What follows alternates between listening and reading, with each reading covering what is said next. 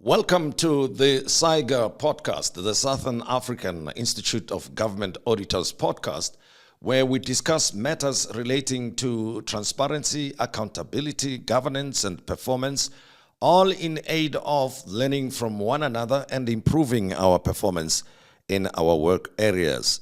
Now, my guest this time around is Mr Thabang Motsohi, who is a well-known consultant on organizational strategy, as well as author of the book, Fit for Purpose. And I felt, let's talk to this veteran who has been involved in turning around many public entities and other organizations. But of course, this time around, we're going to focus on public institutions or the state-owned entities. Dr. Motsohi, thank you very much for agreeing to talk to us. I felt that I should enlist your insights, your experience to share with us on how we can improve performance in government departments, in state-owned entities, as well as municipalities. Now, your book, Fit for Purpose, what essentially is it all about?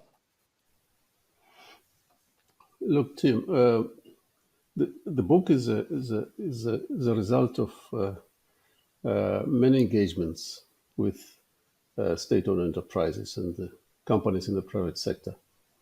As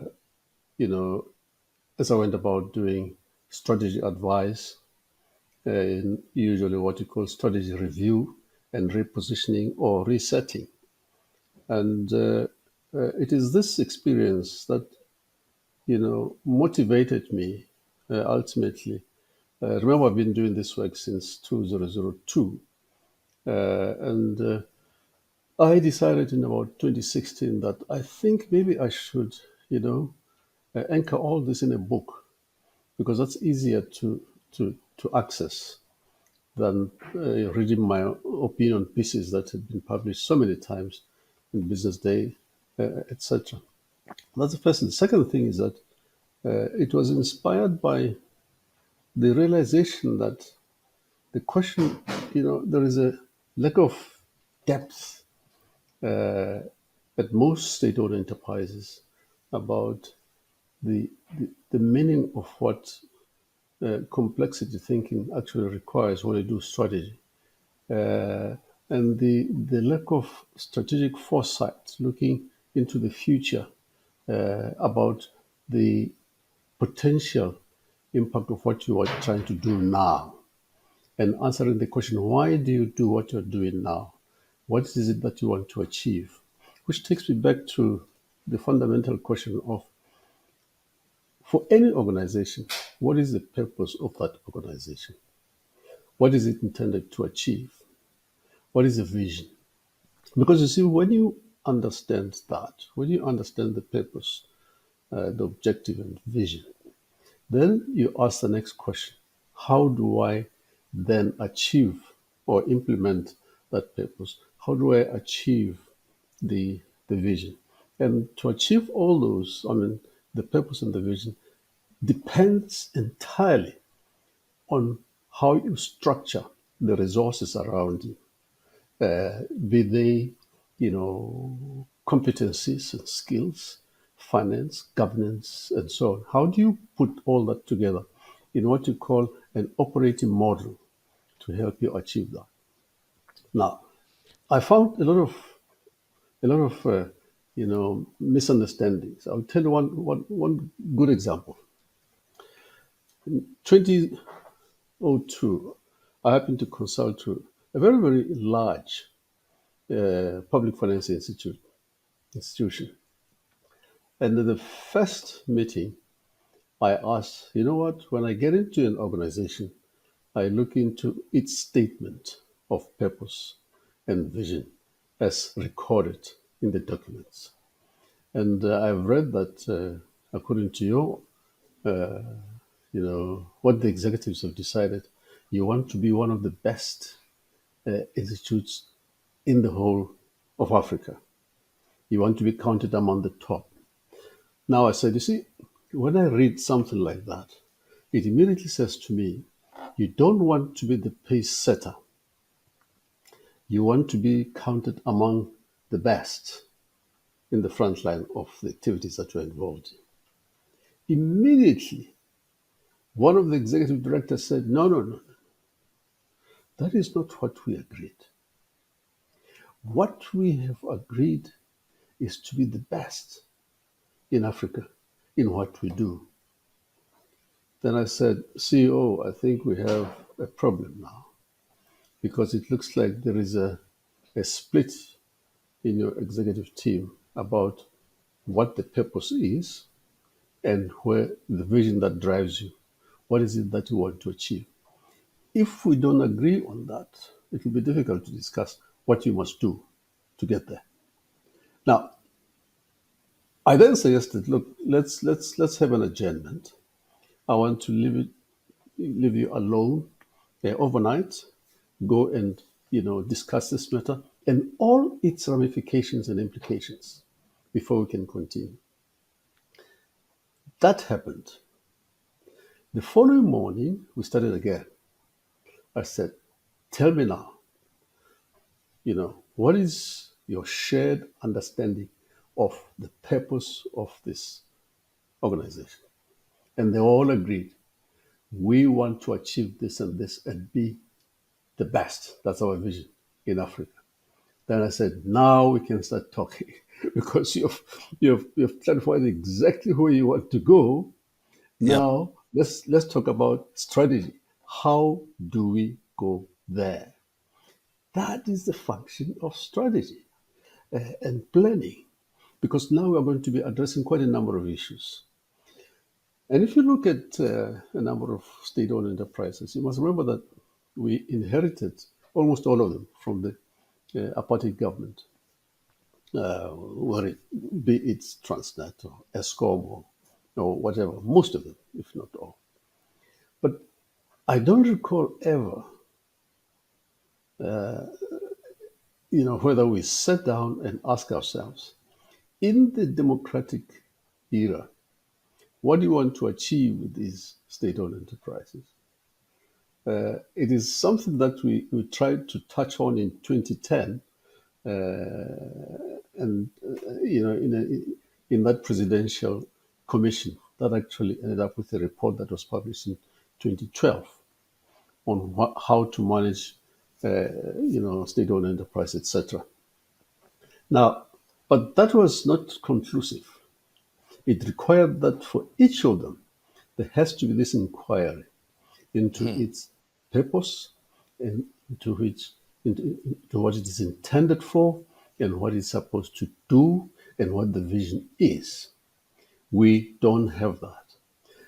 And if you look at what has been happening since then in the past, 2 decades, you'll see if you've read the Auditor General's reports and if you read the Zondo Commission report, that anything and everything has been happening. If you take, for instance, the selection of competencies to run these organizations, that has been dismally failing. It has been a complete failure. Now, there lies the problem. And remember, when I try to explain this question, I always use the quotation that I have, which is a lesson from Thabang's lessons, on my website, thabangj.motsohi /lessons. And one of those lessons says, no organization can self-propel itself to glory and success. It only achieves that glory and success because of the competences of the leadership that is in place. Now, Sure. nowhere in the world will you find a successful organization in whatever activity you can think of that is not led by the best. You have to have So leadership is key to improving whatever needs to be improved in an organization, if I understand you correctly. But I want to come up with let's call it context, right? We're talking specifically about state-owned enterprises now, citing those as an example. But if you operate in the government space, in a government department, or at a municipality, there's politics there. So leadership changes all the time. You have a minister of this, a DG of that, an MEC, head of department. You have a city manager, MMC, all of those things. How do the political positions and political influence impact the performance of a government department or a municipality?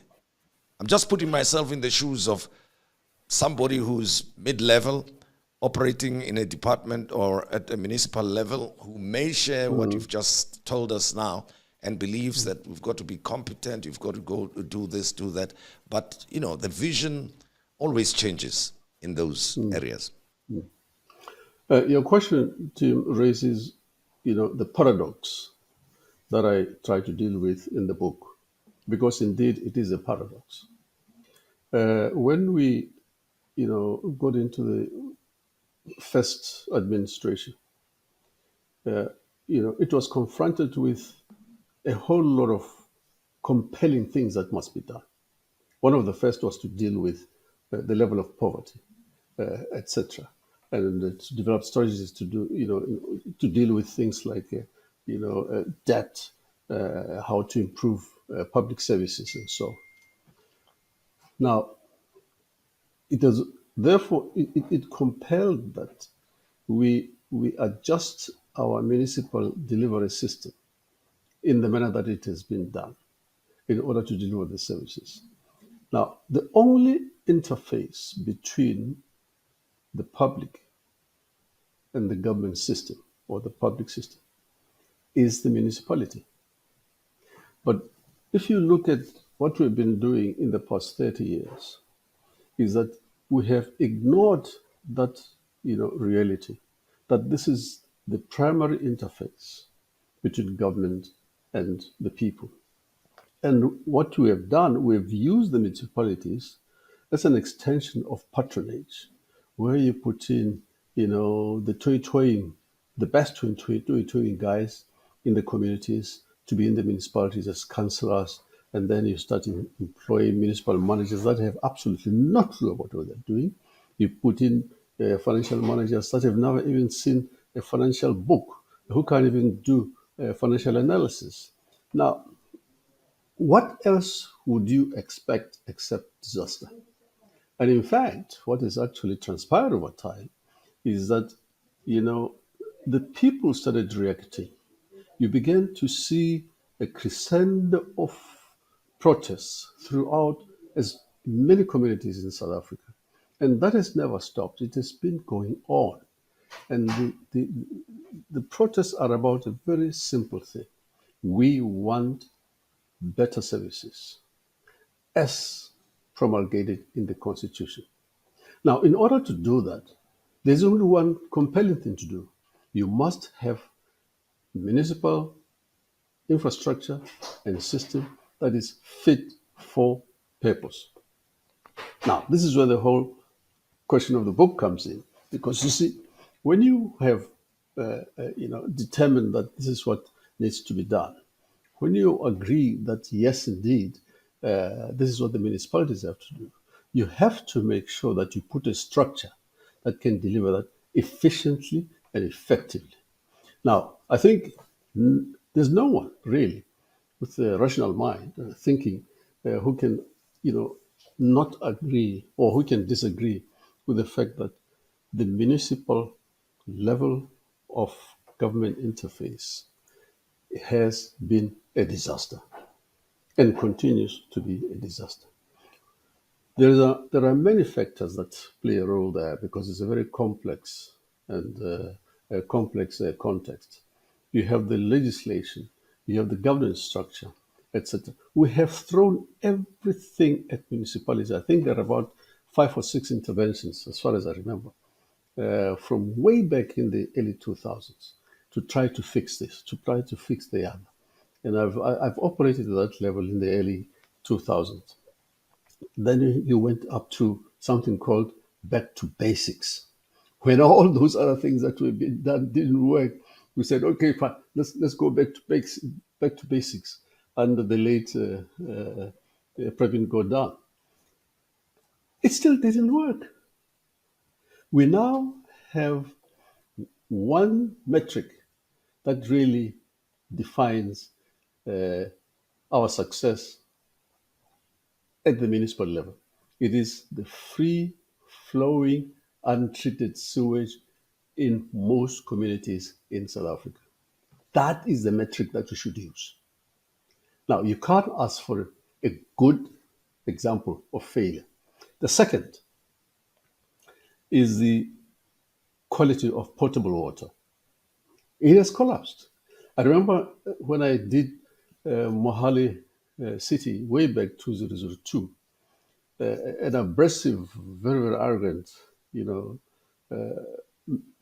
mayor there said, I can fire people. I have the power to do, and continue to do that. And who was fired? The engineers in the technical division. And the whole thing collapsed. It is never recovered. All right. Now, I have introduced, for instance, if you go to my website, you'll find that there is something there called fit for purpose declaration. And I'm challenging all the mayors and municipal managers. If you really think that you are happy that the organization, the operating model, the structure that you have has all the components that I've listed there, and they are in good condition to deliver what is intended, then issue this declaration. That's what I've posted lately. I think it's about a month old. And I've also stated that to show the people that you're doing the right thing, let all council meetings drink water from the tap. Let's make sure that we ban all, bottled water in council meetings. Now, Tim, I challenge you. Let's try to enforce that and see which municipalities will do that. I can tell you there will be very few. But that now, is talking about the context of politics now, I'm thinking of the employees, whether at municipal level or at provincial or national level. I hear from many people who work in that space that interference by the political heads is what complicates their work. They are properly trained, they are professional, they understand all matters relating to ethics, etc., etc. And many would like to perform at their optimum level, but they are not able to do so because of the way the system operates. A couple of thoughts as we conclude. What do you think can be done to help improve the performance of such officials? well. Look, I have ventured a lot of suggestions when the president announced recently that I think it was after the NEC that there's going to be a concerted effort to try to make sure that you know, and Minister Thabisa too said so, that a concerted effort try to make sure that the municipalities improve and work better before the next local government elections in 2026. Now, what needs to be done, Tim, is a combination of a review of the governance structure. That is where the impediment is. That is the biggest constraint. Review the governance. Municipal Systems Act, for instance, needs a serious look at to make sure that it prescribes and imposes penalties for failing to comply with the requirements stated therein of ensuring that all the people that occupy critical functional roles in municipalities are qualified for it. Now, if you can't enforce the requirement to have qualified people at all critical positions in the municipalities, there's nothing we can talk about because you won't be able to get what you want. As I said, no organization achieves greatness unless it has the best people at the head. You can count municipalities that have good people. And then we put in a barrier between the politicians and municipalities. I don't like to use this example, but you find that when you look at the way they operate in some of the municipalities in the Western Cape, I asked myself the question, why does it work here and not anywhere else? Why should you have the biggest municipality or metro in South Africa, which is City of Johannesburg, in the state in which it is? And I recently posted quite feverishly that what needs to happen is that Treasury and government must agree to bail out the City of Johannesburg and bring in, as someone said, a bomb squad, as it were, who are going to take over the whole of City of Johannesburg, get rid of the council, and give them carte blanche to turn the city around within 5 years. Look, if that is done right now, I can tell you in about 3 years, there will be progress. You cannot have the biggest city, which actually has such a huge impact on the economy, failing in such a spectacular and dismal manner. And we've been watching the deterioration. It was cascading, it was going down. All the noise that we tried to make, the advice we tried to offer, was ignored. And it is simple. There are simple things that have to be done, and they can be done. But one of the best is that get rid of the current structure. You need to put in the best people there to do it. And that is a solution, Tim. There's no other solution. No, I understand. We need to focus on City of Johannesburg for a simple reason. Simple reason that it is it is a brand for economic development in South Africa. If you fail there, how can you succeed anywhere else? Sure. And it will serve as a benchmark of sorts for all the municipalities around the country. Absolutely. If the biggest metro works, everybody will learn some lessons from the transformation and improvements in Joburg. Tate Thabang Motsohi, thank you very much for talking to us. Motsohi, I beg your pardon. Tate Thabang Motsohi for talking to us. He is the founder of Lenomo Consulting and has done extensive work with the state-owned enterprises and also author of the book Fit for Purpose. Thanks very much for sharing your thoughts with us. We appreciate it. Thank you so much, Tim. And I would invite everybody to visit my website, thabangjmotsohi.com, and you'll see everything there that we've been talking about. I would like people to really visit the Fit for Purpose Declaration. It is simple, straightforward, and then it will make you ask yourself, why are we here? Why can't we just do the right things? Thank you. Why can't we do the right things? And that's the point of this podcast that's brought to you by the Southern African Institute of Government Auditors, as we try to improve performance, accountability, transparency, governance, you name it. And that's for the benefit of all South Africans.